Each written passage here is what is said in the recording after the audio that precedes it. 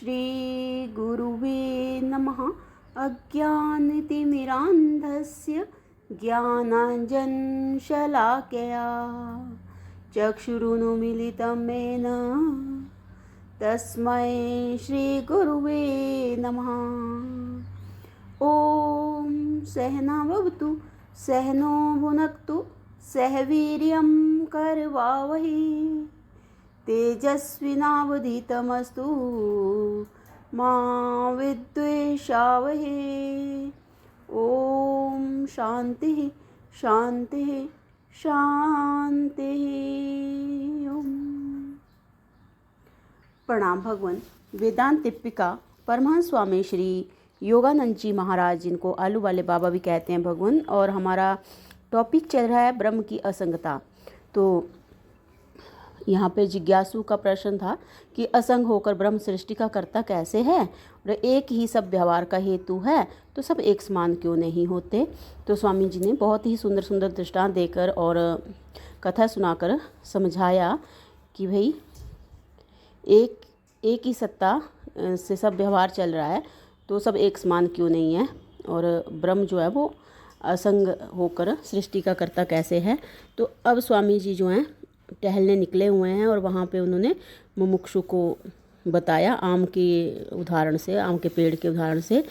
अब जो है यहाँ आगे बता रहे हैं कि अद्भुत प्रकार से उपदेश देने से मुमुक्षु आश्चर्य करने लगा, और यह बात भी उसकी समझ में आ गई कि महाराज टहलने नहीं आए थे, मुझे उपदेश देने के लिए आए थे।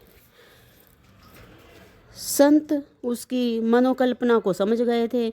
उन्होंने शांति तोड़कर सामने इशारा करके कहा, ये सामने बहुत ऊंचा सा क्या है जिसमें से धुआं निकलता है। तो मुमुक्षु कहता है कि भाई ये कपड़े की मिल है, कपड़े बुनने की मिल है।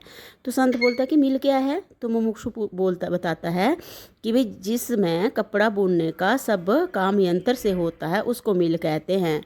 तो संत फिर जिज्ञासु से पूछते हैं मुमुक्षु से कि मिल कैसी होगी।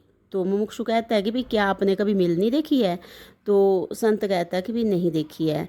तो मुमुक्षु बोलते हैं कि भाई देखना हो तो चलिए, उसका मैनेजर मेरा जान पहचान वाला है, वह आपको सब दिखा देगा। तो संत ने जाना जो है वो स्वीकार किया और दोनों मिल की ओर चले। थोड़ी देर में मिल का फाटक आ गया, उसमें घुसकर दोनों मैनेजर के ऑफिस में पहुँचे। मैनेजर बहुत सभ्य पुरुष था, उसने संत की ख्याति और नाम सुना था, परंतु व्यवसायवश उनके दर्शन नहीं कर सका था।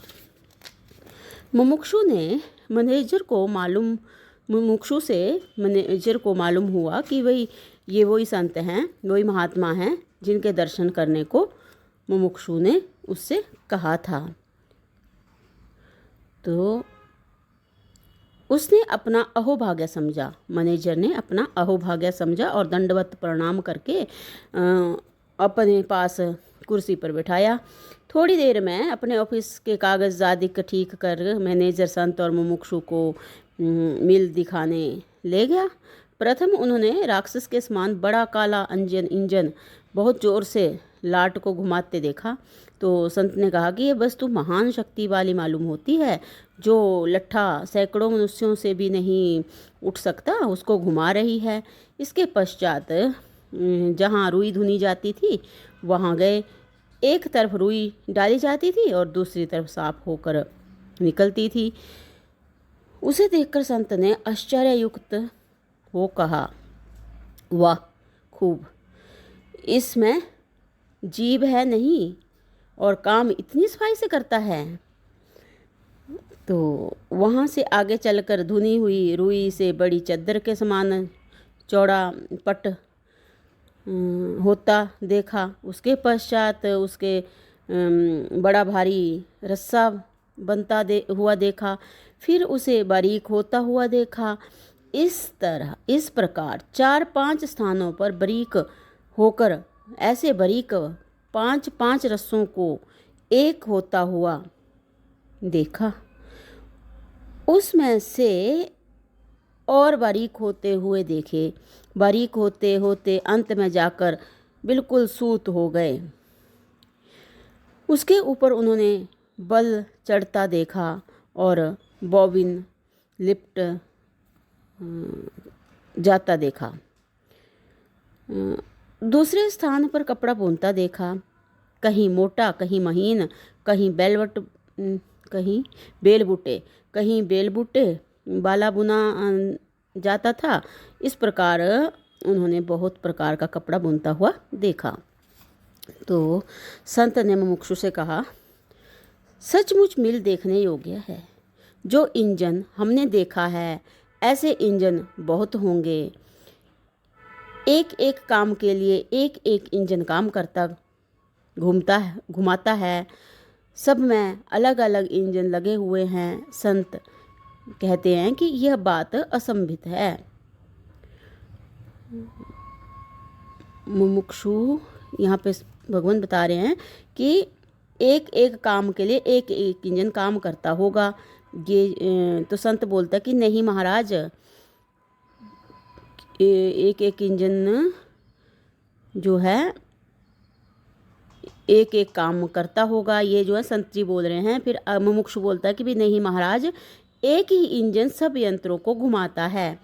सब में अलग अलग इंजन लगे नहीं हैं।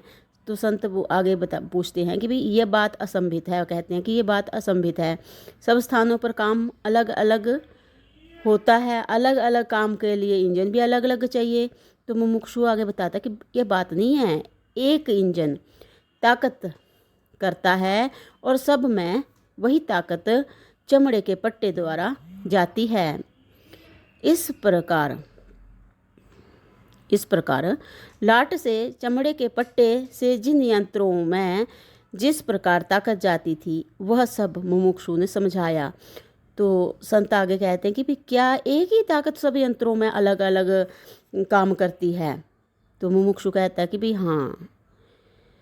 संत तब काम एक समान होना चाहिए। तो मुमुक्षु कहता है कि पुर्जे अलग अलग लगे हुए हैं, इसलिए एक ही ताकत अलग अलग पुर्जे में जाकर अलग अलग काम करती है। आपने मिल प्रथम ही देखा है, इससे समझने में कठिनाई पड़ती है। तो आगे संत कहते हैं कि हाँ, एक ही हेतु से अलग अलग काम हो सकता है। प्रथम उसका कारण तू नहीं समझा।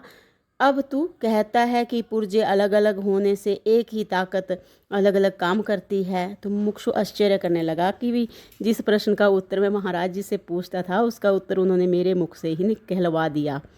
इस प्रकार मुमुक्षु ने अत्यंत आनंद युक्त होकर संत को प्रणाम किया। संत, तू अभी कहता था कि आपने मिल प्रथम नहीं देखा है, इसलिए पहले नहीं देखा है, इसलिए ये समझने में थोड़ी कठिनाई पड़ती है। इसी प्रकार ब्रह्मांड रूपी एक महान मिल चल रहा है। जब तुझे उस मिल की बात समझाते हैं, तब समझने में कठिनाई पड़ती है। पूर्व कर्मानुसार सब मनुष्यों का अंतःकरण रूप पुर्जा भिन्न भिन्न प्रकार का बना है। पूर्व कर्मानुसार सब मनुष्यों का अंतःकरण रूप पुर्जा भिन्न भिन्न प्रकार का बना है। उस पुर्जे से अलग अलग काम होते हुए भी सत्ता स्फूर्ति देने वाला चैतन्य एक ही है। मैं समझता हूँ तेरे प्रश्न का यथार्थ उत्तर अब तेरी समझ में आ गया होगा। तो मैनेजर और मुमुक्षु दोनों संतोष को प्राप्त हुए। थोड़ी देर में संत और मुमुक्षु मिल में से घर लौट गए। वहाँ जाकर संत ने इस प्रश्न के उत्तर का सार मुमुक्षु से इस प्रकार कहा। तो संत कहते हैं कि भी तेरे प्रश्न के उत्तर का सार है यह है, मुमुक्षुओं को समझ में शीघ्र आने के लिए वेदांत आचार्यों से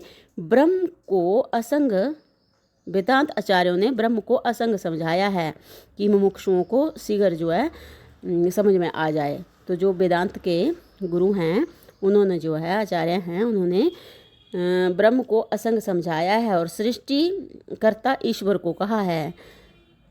ईश्वर का ब्रह्म से अभेद है। भेद दृष्टि वाले के लिए असंग होते हुए उपाधि सहित को ईश्वर कहते हैं। भेद दृष्टि वाले के लिए असंग होते हुए उपाधि सहित को ईश्वर कहते हैं। ऐसा ईश्वर असंग होकर सृष्टि का करता है। जीवों के पूर्व कर्म ही सृष्टि करने में हेतु हैं। जैसे जीवन मुक्त असंग रहकर व्यवहार करता है, वैसे ही ईश्वर सृष्टि का करता है। मिल के दृष्टांत से समझाया गया कि पुर्जे रूप अंतःकरण भिन्न भिन्न होने से सबका व्यवहार एक समान नहीं होता। तो भगवान यहाँ पर जो ये हमारा ब्रह्म की असंगता, जो बहुत ही सुंदर चैप्टर है, यहाँ पे विराम लेता है। अब अगला जो हमारा टॉपिक चलेगा उसका नाम है पुनर्जन्म। और प्रश्न है जिज्ञासु का कि भाई पुनर्जन्म का शास्त्र वाक्य के सिवाय क्या सबूत है। पुनर्जन्म का शास्त्र वाक्य के सिवाय क्या सबूत है, और पुनर्जन्म होता है तो याद क्यों नहीं रहती। तो भगवान इसकी व्याख्या जो है वो हम अगले सत्संग से कंटिन्यू करते हैं। प्रणाम भगवान। ओम शांति शांति शांति। ओम।